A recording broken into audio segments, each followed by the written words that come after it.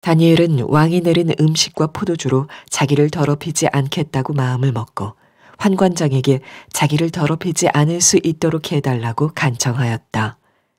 하나님은 다니엘이 환관장에게서 호의와 동정을 받도록 해주셨다. 환관장이 다니엘에게 말하였다. 너희가 먹고 마실 것을 정해 주신 분은 나의 상전이신 임금님이시다. 임금님께서 너희의 얼굴이 너희와 같은 나이의 젊은이들보다 더 상해 있는 것을 보시게 될까 두렵다. 그렇게 되면 너희 때문에 내 목숨이 임금님 앞에서 위태롭게 될 것이다. 다니엘은 감독관에게로 갔다. 그 감독관은 환관장이 임명한 사람으로서 다니엘과 하나냐와 미사엘과 아사랴를 감독하는 일을 맡은 사람이다. 다니엘이 그 감독관에게 요청하였다. 부디 이 종들을 열흘 동안만 시험하여 보시기 바랍니다. 우리에게 채소를 주어 먹게 하고 물을 주어 마시게 하여 보시기 바랍니다. 그런 다음에 우리의 얼굴빛과 왕이 내린 음식을 먹는 젊은이들의 얼굴빛을 비교하여 보시고 이 종들의 요청을 처리하여 주시기 바랍니다. 그래서 감독관은 그 말을 따라서 열흘 동안 시험해 보았다. 열흘이 지났을 때에 보니 그들의 얼굴빛이 왕이 내린 음식을 먹는 젊은이들의 얼굴빛보다 좋고 건강하여 보였다. 감독관은 그들에게 지정된 음식과 마실 포도주를 주지 않고 채소를 계속 주어서 먹게 하였다. 하나님은 이 네 젊은이들이 지식을 얻게 하시고 문학과 학문에 능통하게 하셨다. 그 밖에도 다니엘에게는 환상과 온갖 꿈을 해석하는 능력까지 주셨다.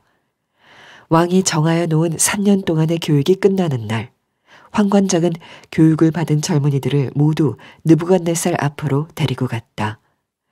왕이 그들과 말하여 보니 그들 가운데서 다니엘과 하나냐와 미사엘과 아사랴가 가장 뛰어났으므로 그들로 왕을 모시게 하였다. 왕은 그들에게 온갖 지혜나 지식에 관한 문제를 물어보고서 그들이 전국에 있는 어떤 마술사나 주술가보다도 10배는 더 낫다는 것을 알았다. 다니엘은 고레스 왕 1년까지 왕궁에 머물러 있었다.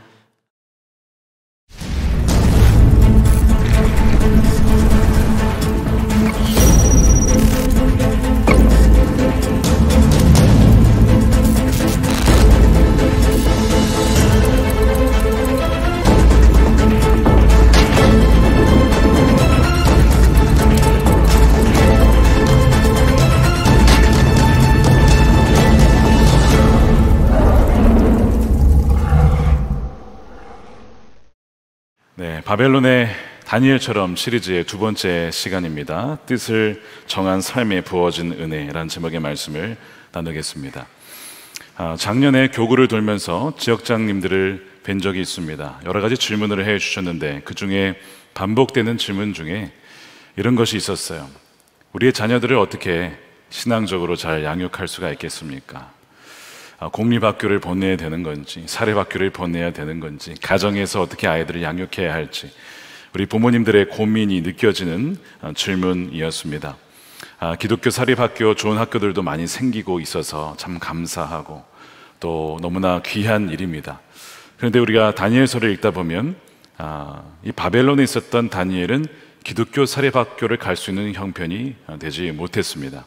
기독교 사립이 아니고 바벨론 왕립 엘리트 학교에 3년간 교육을 받아야만 했던 것이죠.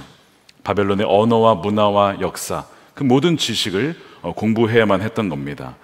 그래서 이 바벨론식으로 양육된 훈련된 리더들을 이 바벨론 제국에 보내서 곳곳에서 쓰임받을 수 있도록 교육을 시켰던 것입니다.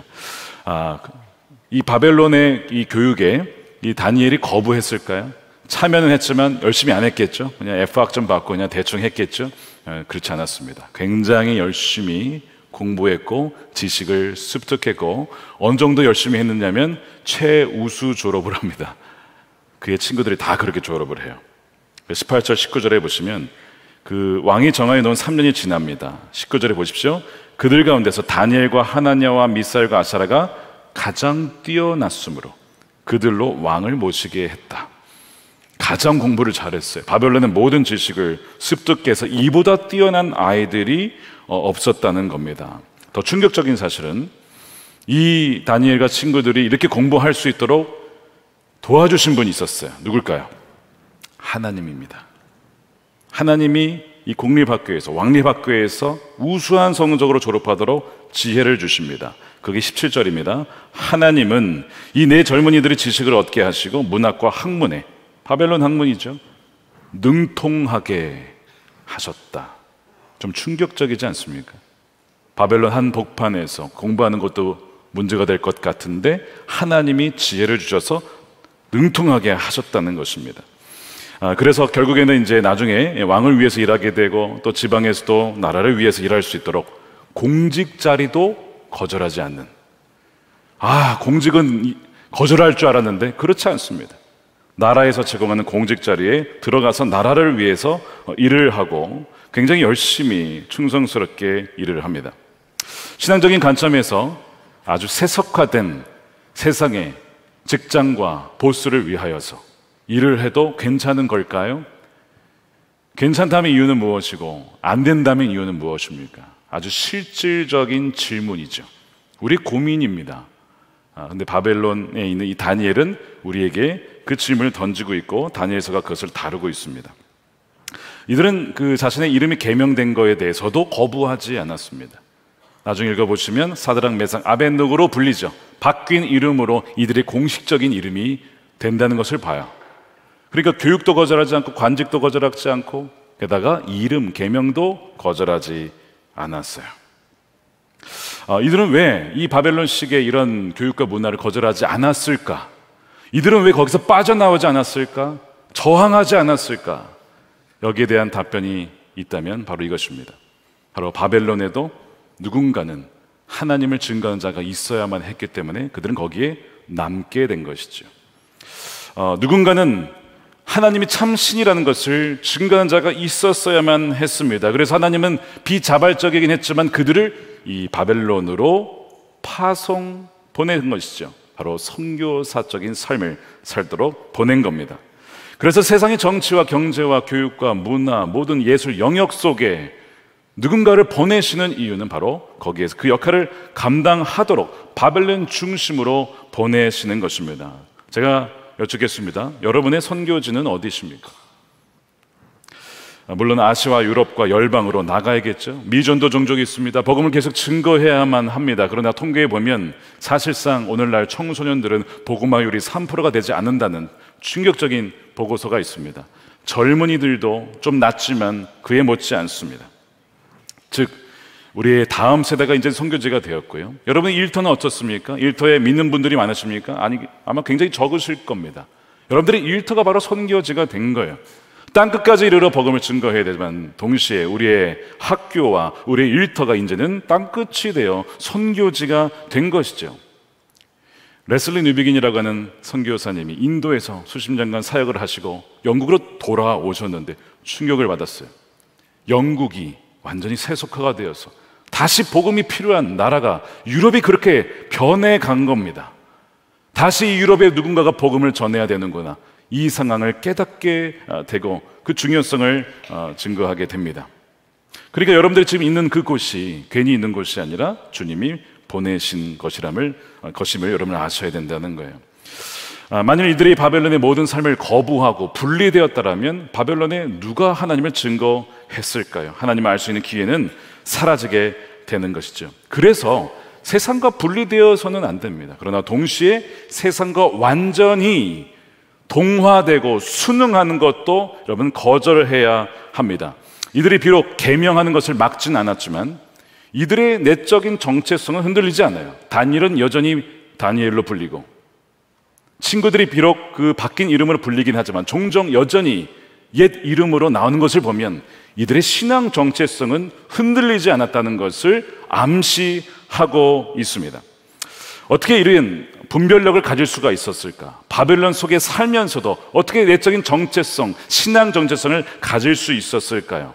그것은 이 다니엘이 바벨론으로 끌려가기 바로 이전의 삶, 바로 그때에 하나님께서 그들을 양육시키셨기 때문에 그래요. 바벨론으로 끌려갔던 이 다니엘이 대략 15세라고 추정이 됩니다. 중학교 한 2학년, 3학년 정도 되겠죠. 근데 끌려가기 이전에 유대인 자녀들을 어떻게 기르느냐, 13세가 되기 이전에 계속해서 1년에 두세 번씩 모세오경을 들려주고, 심지어는 모세오경 창세기부터 신명기까지를 암송을 하게 합니다. 말씀으로 완전히 무장을 시키는 것이죠. 그 다음에 탈무드 교육을 시킵니다. 탈무드는 이 모세오경에 대한 해설입니다. 계속해서 창세기, 출애굽기, 레위기, 민수기, 신명기의 그 이야기들을 반복적으로 아이들에게 들려줌으로써 하나님 중심적인 세계관을 굳건하게 세우는 거예요. 15세에 갔을 때는 이미 그 세계관이 형성이 굳건히 되어 있을 때, 그때 다니엘과 친구들은 이 바벨론으로 넘어가게 되는 것입니다.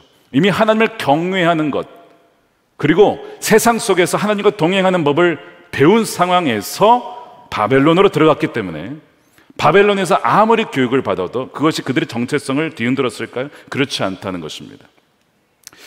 감리교 목회자였다가 구세군 운동을 일으킨 윌리엄 부스 아실 겁니다. 원래 감리교 목회자였어요. 윌리엄 부스의 아내 되시는 이 캐서린 부스라는 분이 자녀 8명을 정말 다 신실한 자녀로 양육하거든요. 어떻게 8명을 다, 그 중에 한두 명도 아니고, 질문을 던집니다. 어떻게 그렇게 아이들을 기를 수 있었습니까? 라는 질문에 이렇게 답변을 합니다.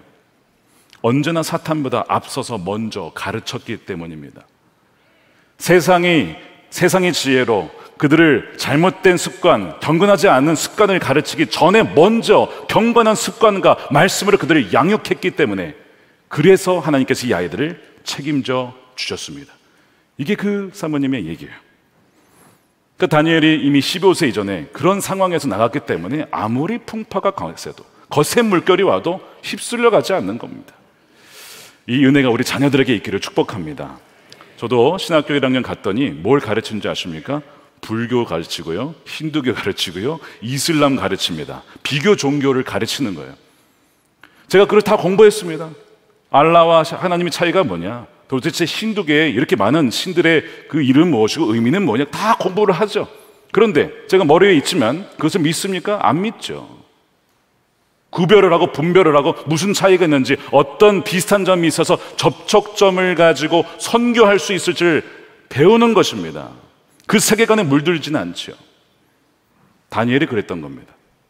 바벨론 중심에 가서 배우긴 했지만, 바벨론의 문화를 알았지만, 정치 흐름을 알았지만, 하나님 향한 그 믿음과 경외심은 결코 흔들리지 않았던 것입니다.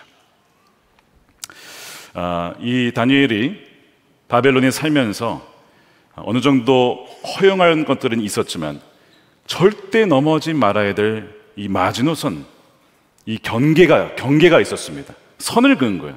내가 이것만큼은 절대로 넘어가지 않는다, 이거는 허용하지 않는다는 것이 있었어요. 그것이 8절에 이렇게 표현을 합니다. 다니엘은 왕이 내린 음식과 포도주로 자기를 더럽히지 않겠다고 마음을 먹었다라고 했습니다. 그러니까 공직도 받고 교육도 받고 계명도 수용했지만 왕이 내리는 음식, 고기, 포도주는 거절했다는 것입니다. 그러면서 채소, 저절로 자라나는 채소와 물을 마시겠다라고 요청을 하는 것이죠.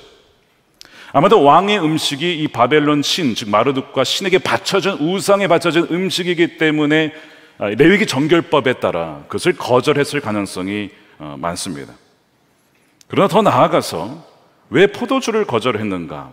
물론 레위기 정결법에는 포도주를 금지하고 이런 건 없습니다. 다만 제사장들과 기름 부음 받은 하나님의 나술인들이나 이런 분들은 포도주를 금하죠. 먹지 못하게 합니다.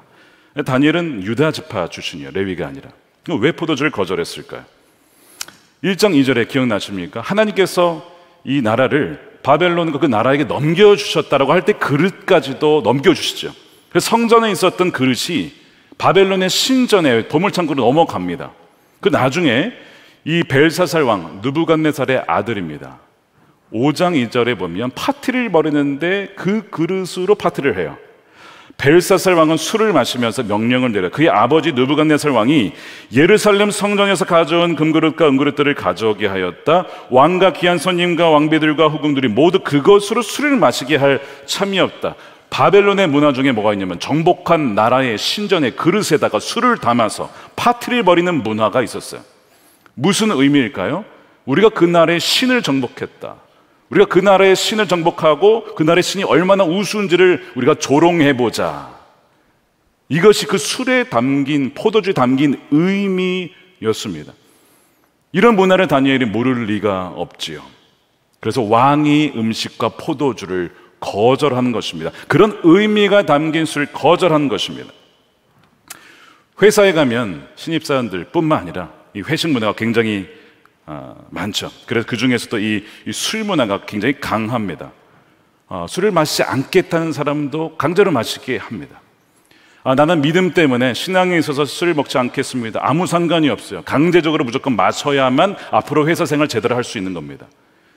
신입생 오리엔테이션 대학교 가면 오리엔테이션 MT 무조건 술 마시죠. 그걸 마시지 않으면 굉장한 불이익을 당하게 됩니다. 선배들에게 찍히게 됩니다. 이런 문화 속에 아이들이 노출되어 있는 거예요. 게다가 믿음 때문에 안 먹는다 그러면요, 아주 집요하게 먹이게 합니다. 왜죠? 너의 믿음이 과연 어디까지 가냐 한번 보자. 그 믿음을 굴복시키겠다는 겁니다.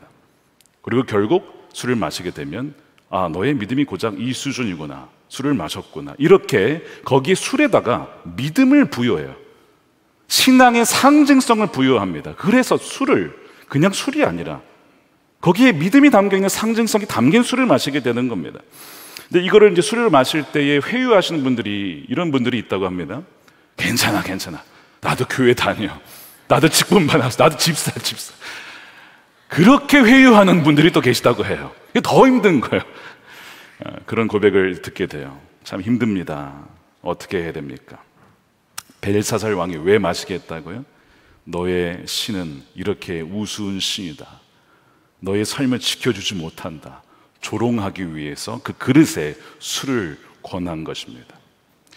그러니까 다니엘은 이 자신들을 환영하고 왕의 식탁에서 먹는 것이 굉장히 영광스러운 것처럼 보였지만 그 식탁에 담긴 하나님에 대한 믿음과 말씀에 대한 충성을 버리라고 하는 유혹인 것을 알아차렸어요. 그래서 어떻게 합니까? 뜻을 정해서, 마음을 정하여 선을 긋는 것입니다. 경계를 긋는 것입니다. 8절의 개정판으로 읽으면 다니엘은 뜻을 정하여 왕의 음식과 포도주 자기를 더럽히지 않겠다라고 정했다는 것입니다. 여기 뜻이라는 단어는 엄밀히 얘기하면 히브리어 레브, 마음, 심장이라는 뜻이죠. 마음에는 우리의 지성과 감정과 의지의 처소입니다. 성경 뭐라고 하냐면 물은 지킬 만한 것보다 너의 마음을 지켜라. 너의 생명이 이에서 남이기 때문이다. 마음을 지키라는 거예요. 그 마음을 지키는 것입니다. 다니엘은 이 마음을 어떻게 지키냐면 내 마음을, 내 중심을, 내 의지를 정하다는 것은 두다라는 뜻이거든요. 어디다 놓다는 것입니다. 어디다가 고정을 시키고 마운트를 시키는 거예요. 움직이지 않도록. 주님, 이 바벨론의 세속 도시에 제가 살지만 제 마음의 중심은 하나님께 있고 하나님께 고정시키겠습니다. 이것이 마음을 정하고 뜻을 정한다는 뜻입니다. 거센 물결, 나는 들어가지 않을 거야. 분리하는 것도 아니에요. 그렇다고 들어가서 완전 휩쓸려 가는 것도 아닙니다. 거센 물결의 중심에 들어가지만 거기에 버텨 서는 것입니다. 신실한 현존이라고 불러요. 물살을 다 거슬러서 바꾸겠다는 거 아닙니다. 그걸 어떻게 바꾸겠습니까? 자기의 힘으로. 그러나 그 가운데서 도망가지 아니하고 내가 하나님을 경외하는 사람입니다. 나의 진정한 충성을 받으실 분은 하나님이십니다. 라고 하는 것을 선을 정하는 것입니다. 이것이 다니엘의 모습이었어요. 이것이 우리의 모습이기를 축복합니다. 다니엘은 이중 정체성을 가졌죠.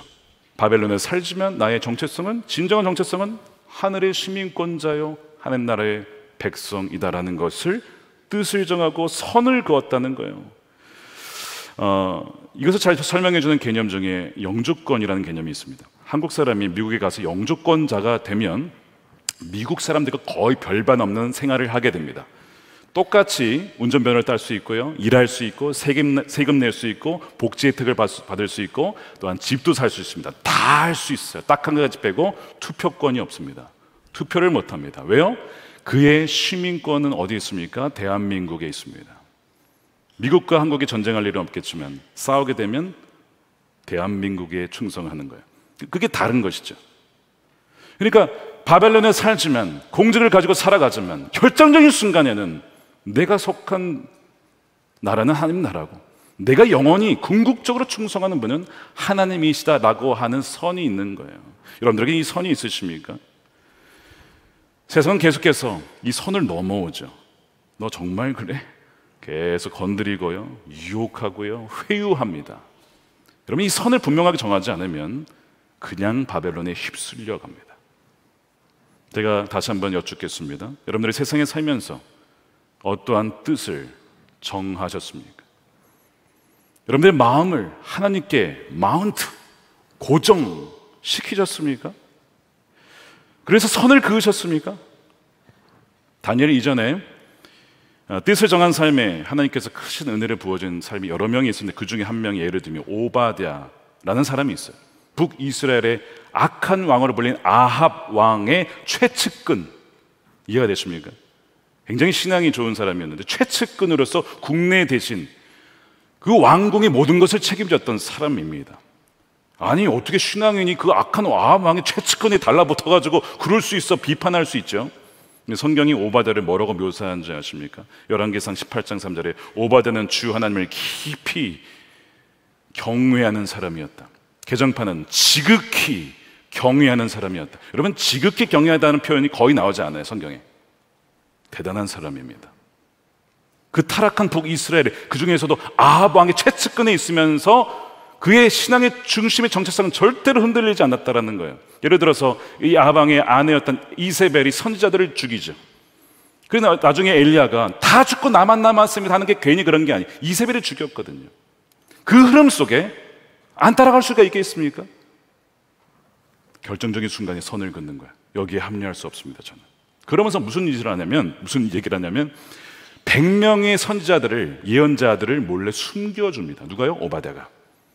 굴 2개를 정해가지고 50명씩 숨겨줄 뿐만 아니라 자신의 어떤 권력을 썼는지 모르겠어요. 그들에게 먹을 것을 제공을 해서 살려줍니다. 만약 오바댜가 그 왕궁에 있지 않았더라면 이들은 다 죽었을 거예요. 여러분 기억하십시오. 여러분들이 지금 그곳에 있는 이유, 여러분들 때문에 100명 그 이상이 살 수 있다는 것입니다. 여러분들이 그것을 세속적이다 빠지게 되면 그들은 아마 죽게 될 거예요. 누군가가 여러분 때문에 산다는 것을 여러분 기억하셔야 됩니다.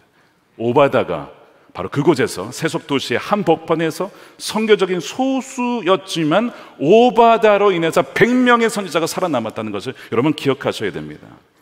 예전에 저희 둘째 아들이 미국에 있을 때 초등학교 저학년이었습니다. 학교에서 자기가 좋아하는 책을 가져와서 한번 읽는 그런 시간이 있었어요. 저희 둘째 데니엘, 그 영어 이름 데니엘입니다. 데니엘이 가져간 책은 어린이 성경이었습니다. 그래서 어린이 성경을 가지고 읽으려고 가져갔더니 담임선생님이 성경책은 안 된다. 왜요? 공립학교니까. 공립학교에서 특정 종교를 드러내면 안 되거든요. 이게 지금 미국 사회예요. 굉장히 상심했어요. 왜 학교에서는 안 되는 걸까? 학년이 바뀌었습니다. 담임선생님도 바뀌었어요. 어느 날 학교에서 비슷한 과제를 냈는데 이번에는 너가 존경하는 역사적인 인물을 한번 아이들에게 소개해봐라. 데니엘이 어떤 인물을 소개했을까요? 모세를 소개했습니다. 모세. 그 당시 이집트 왕자에 굉장히 꽂혀가지고 모세를 너무 좋아해서 역사적인 지도자, 인물, 모세. 이보다 훌륭한 사람이 더 어디 있나. 모세를 아이들에게 프레젠테이션을 하는데 담임 선생님이 막지는 않으셨어요. 막지 않으셨을 뿐만 아니라 끝난 다음에 몰래 쪽지를 데니엘에게 주었습니다. 펴보니까 이런 글이 써여 있었어요. 데니엘, 나도 모세 너무 좋아하는 인물이야. 나도 존경하는 인물이야. 지지해 준 거야. 데니엘의 그 신앙, 그 믿음을 지지해 준, 공식적으로 하진 않았지만 비공식적으로 그의 믿음을 지지해 주는 것이 다니엘에게 얼마나 그 믿음을 형성하는 데 영향을 줬는지 몰라요. 여러분, 왜 신앙인들이 단지 살인만이 아니라 공립에 들어가야 됩니까? 여러분들이 계시기 때문에 누군가가 믿는 아이들이 굉장한 힘을 얻어요. 저 선생님이 계셔서 내가 이 학교에 다니는 거야. 이사를 가게 됐습니다. 학교가 옮겨지게 됐어요. 구역이 나눠지게 되면서 저는 이 학교에서는 원래 가을이 되면 할로윈 파티를 학교 전체가 합니다. 초등학교 전체가. 다 아이들이 막 위치 마녀 번장을 하고 막 하여튼 그러고 와요. 막 하여튼 굉장히 그 섬뜩한 그런 파티를 합니다. 근데 이사를 와서 옮겨진 학교는 똑같이 초등학교인데 가을이 됐는데 할로윈 파티가 없는 거예요. 할로윈 파티가 없어요. 그리고 입지 말래요. 대신에 fall 페스티벌, 가을 축제를 한답니다. 그러면서 옷을 너희들 좋아하는 캐릭터 옷을 입고 와라. 대신에 마귀 분장, 마녀 이런 건 안 된다. 그러면서 케첩도 안 된다. 이 케첩 뭐냐? 이 피 분장 있잖아. 이런 거 케첩. 이런 거 하고 오지 말라는 거예요. 누가 이렇게 정했을까요? 교장 선생님, 공립학교의 교장 선생님이 자기의 학교만큼은 뭐 다른 데선 다 하지만 우리 학교만큼은 선을 긋겠다. 자신의 신앙을 드러낸 것이죠. 제가 얼마나 감사했는지 몰라요. 목회자이면서도 어떤 크리스천으로서 교장 선생님의 그 담대한 용기에 너무나 감사했어요. 그 모습 때문에 공립학교에서도 이렇게 비성경적인 일을 하지 않고 그래도 가을에 하나님께 감사하는, 그래서 종종 blessing 이런 축복합니다, 하나님 감사함 이런 표현들이 종종 나왔거든요. 그 교장 선생님이 잊혀지질 않아요. 애트킨스라고 하는 여자 교장 선생님이셨는데 너무 감사했어요. 여러분, 사실 우리가 세상을 살면서 믿음을 지키고 선을 그을 때에 항상 일이 잘 되는 것만은 아닙니다. 거절당할 수도 있고 불이익을 당할 수도 있어요. 그러니까 환관장에게 다니엘이 요청하지만 사실상 거절당하죠. 내가 만약에 이렇게 해주면 왕이 나에게 위태롭게 할 수도 있어, 내 목숨이 위험할 수도 있어 라고 사실상 거절을 합니다. 만일 다니엘이 끝까지 이것을 주장을 하게 되면 다니엘이 오히려 죽을 수도 있는 그런 위험에 처하게 돼요. 그런데 하나님께서는 기억하십시오. 뜻을 정하고 마음을 정한 그 사람을 잊지 않으십니다. 그에게 은혜와 긍휼을 얻게 하십니다. 그것이 9절 말씀이에요. 우리 함께 읽겠습니다. 시작. 하나님은 다니엘이 환관장에게서 호의와 동정을 받도록 해주셨다. 이 호의라는 이 단어는 히브리어 헤세드인데요. 헤세드는 하나님의 언약의 신실한 자에게 베풀어 주시는 하나님의 사랑입니다. 뭐예요? 하나님의 언약, 약속에 신실하게 하나님이 나의 하나님이십니다. 내가 하나님께 의지합니다. 하나님을 찬양합니다 라고 하는 그 자에게 베풀어 주시는 우리의 지혜와 지성을 뛰어넘는 사랑이라는 것이죠. 그리고 긍휼을 얻게 해줬다는 거예요. 이게 놀라운 은혜인 것입니다. 그래서 비록 환관장이 처음에 거절하는데 그 밑에 있던 감독관을 이 다니엘이 찾아가서 감독관에게 이런 얘기를 하죠. 12절입니다. 부디 이 종들을 열흘 동안만 시험해 보십시오. 다시 채소를 먹게 해달라고 부탁을 해요. 근데 그 감독관이 허락을 하고 열흘간 테스트를 하게 허용을 해줍니다. 이것이 하나님의 은혜입니다. 그 믿음대로 살아갈 수 있도록 길을 열어주셨는데 그것이 누가 했다고요? 하나님이 열어주신 거예요. 다니엘이 요청을 할 때 이 자세를 한번 보시기 바랍니다. 굉장히 공손하게 예의 바르게 부디 please 이렇게 하는 것을 여러분 보실 수 있죠. 강대강 대결 구도로 가지 않아요. 내 믿음을 무시한다고 막 싸우려 하지 않습니다. 오히려 우회의 전략, 굉장히 지혜롭게 접근하는 것을 보게 됩니다. 그러면서 사실 여러분 베드로전서 3장 15절에 메시지 성경에 우리에게 소망을 묻는 사람에게 어떻게 대답해야 되는가 이렇게 얘기를 하죠. 여러분들의 다른 삶의 방식, 묻는 사람에게 할 말을 항상 준비를 해야 되는데 어떻게 해요? 최대한 예의를 갖추어서 답변하십시오. 무례하게 하지 말라 이겁니다. 아무리 신앙이 귀하지만 막 우리 신앙을 막 주장하거나 막 이렇게 하지 말고 세속 도시에서 살 때는 예우를 갖추고 무례하지 않으면서 온유한 마음으로 부탁을 하고 말을 전하라고 하는 것입니다. 이것이 또한 우리가 다니엘에게서 배워야 될 모습이고 하나님은 그 믿음에 응답하셔서 은혜를 베풀어 주신 거예요. 열흘간 시험을 해보달라고 요청하죠. 그래서 열흘 지났더니 이런 겁니다. 정말 하나님 방식대로 살아가는 사람과 그렇지 않은 세상 사람들의 방식 중에 뭐가 실제로 더 낫냐라고 하는 대결이었어요. 거기에서 어떤 결과가 나왔을까요? 놀라운 은혜를 주시는 거예요. 다니엘과 친구들이 훨씬 더 건강했던 것이죠. 여러분 스탠리 존스라고 하는 그 감리교 선교사님이 있습니다. 인도에서 20세기 초반에 간디와 함께 시대를 풍미했던 분이에요. 이분의 집에 한 소년이 일을 하고 있었는데 이 소년에게 이게 복음을 전하라고 했습니다. 근데 이분이 원래 이 소년이 어디 있었냐면 원래 무슬림 가정에서 일을 하다가 이번에는 기독교를 믿는 이 선교사님 가정으로 옮겨오게 된 것이죠. 왜 오게 되었냐 물었더니 이런 얘기를 하는 거예요. 이슬람과 기독교가 무슨 차이인지 교리론 잘 모르겠다는 거예요. 알라가 하나님 같고 하나님이 알라 같고 무슨 차이인지 모르겠으니까 그들의 삶을 보고 내가 결정해야겠다. 그래서 무슬림 사람들과 함께 살아보고 또한 기독교인과 살아보고 결정을 내리겠다. 그래서 지금 여기 와 있다는 것입니다. 섬뜩했겠죠. 이 아이가 뭘 봤을까? 나의 삶을 보면 무슨 생각을 했을까? 그러면서 스탠리 존스 선교사님이 그때부터 물론 진리를 증거해야 되지만 동시에 내 삶으로 정말 주님이 증거되고 있는가를 더 철저하게 점검하게 되었다는 거예요. 여러분, 우리가 단지 술을 마시냐 안 마시냐, 그게 뭐 천국 가고 지옥 가고 그런 이슈는 아니죠. 그렇지만 술을 마시지 않고 또한 세상과 다른 방식으로 우리가 살아간다고 했을 때 과연 세상 사람들과 더 나은 것이 무엇이 있을까? 그것이 우리 삶에서 드러나고 있습니까?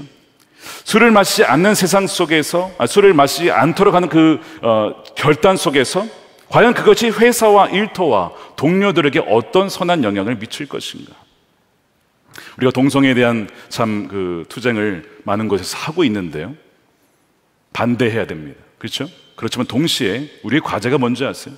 그렇다면 이성애로 만난 부부가 정말 행복하고 다음 세대가 보기에 나도 저런 가정을 이루고 싶다라고 하는 그 모습을 이성의 가정이 보여주고 있느냐, 아니면 폭력과 폭언과 학대를 통해서 나 그런 가정이라면 나 결혼하지 않을 거야, 혹은 차라리 동성이 날 거야 라고 하는 방식으로 우리가 살아가고 있는 것은 아닌가? 이게 진리 대결 아닙니까? 정말 삶으로 대결하는 거 아닙니까? 이게 동시에 벌어지고 있는 것입니다. 감사하게도 다니엘과 세 친구들에게 하나님이 은혜를 주셔서 열흘 이후에 고기를 먹었던, 왕의 음식을 먹었던 아이들보다 훨씬 더 건강하게 해 주셨어요. 그것이 15절 말씀이죠. 얼굴빛이 왕이 내린 음식을 먹은 젊은이보다 좋고 건강하여 보였다. 이것이 하나님이 주신 헤세드의 은혜라고 하는 거예요. 세상에 안에 머물러 있으면서 완전히 동화되는 것도 아니고 분리되는 것도 아니지만 신실한 현존으로 거기에 머물러 있었던 다니엘에게 하나님이 귀한 은혜를 부어 주신 것이죠. 이 놀라운 은혜가 여러분들에게 있기를 축복합니다. 지난 월요일에 목회자 모임에 갔다가 줌으로 연결해서 미국의 애틀랜타 에머리 대학의 컴퓨터 사이언스 교수님, 한국분이신데 연결이 되었어요. 이분이 AI 전문가십니다. AI의 이제 자연어 처리를 전공으로 하시는, 또 가르치시는 분이고, 마이크로소프트와 구글에 그렇게 연결이 되어서 AI를 개발하시는 분이신데, 아마 연령대는 아마 저랑 비슷했던 것 같아요. 근데 그분이 이런 얘기를 하신 겁니다. 자기가 AI 전문가지만 이게 앞으로 이제 5, 6년 지나면 이 교육 시장이 대부분 다 AI로 바뀐다는 겁니다. 아이들이 다 이제 AI로 학습을 하게 된다는 거예요. 사람이 10,000권의 책을 읽으려고 그러면 굉장히 오래 걸리지만 AI는 한순간에 다 파악을 하게 되죠. AI를 따라갈 수가 없어요, 사람이. 그러니까 교육 시장이 바뀌게 될 텐데, 문제는 뭐냐면 AI 답변이 비기독교적인 답변이 이제 나오게 된다는 거예요. 그 데이터베이스가 다 빅데이터가 세상적인 데이터로 나오기 때문에, 예를 들어서 예수님이 구세주냐? 아니라고 하는 답변이 훨씬 더 많다는 것이죠. 동성애 이슈에서 물어보면 아니라고 답변하지 않고 너가 원하면 할 수 있어, 너가 원하면 성을 바꿀 수 있어 라는 답변으로 나온다는 거예요. 실제로. 그러니까 앞으로 이 기회도 이렇게 가게 되면 우리 아이들의 미래가 어떻게 되겠느냐, 이 경각심을 가지고 있어요. 제가 그 얘기를 들으면서 이분이 이제 대안을 제시하고 만들어야 된다는 얘기를 하셨는데, 참 감사한 것이 뭐냐면 AI 전문가로서 모든 학문을 공부를 했어요. 어느 누구가 뒤지지 않을 만큼 공부를 하셨어요. 도망가지 않으셨습니다. 세상에서 고립되지 않으셨습니다. 중심에 파고들었어요. 그렇지만 자신의 신앙 정체성을 그대로 유지하고 있는 거예요. 무엇이 옳은지 그른지, 무엇이 하나님 기뻐하시는지 아닌지를 분별하고 있는 거예요. 그리고 대안까지 제시를 하는 거예요. 어떻게 그럴 수 있었을까? 대화하다 보니까 한국의 어느 교회에서 어린 시절부터 믿음 교육을 받았어요. 어머니의 신앙 교육을 받았어요. 고등부 때 회장을 하고 나서 대학교를 미국으로 가서 그때부터 이제 공부를 미국에서 쭉 하면서 교수까지 되신 건데요, 세상의 중심에 들어가서 다 배웠지만 여전히 이 기독교 세계는 절대 흔들리지 않으면서 영향을 미치는 자가 되신 거예요. 제가 너무 감사하더라고요. 저 그런 분들이 계셔서 너무 감사하더라고요. 도망갔더라면 그 AI에 대해서 우리가 어떻게 얘기를 할 수가 있겠습니까? 어떤 변화를 줄 수 있겠습니까?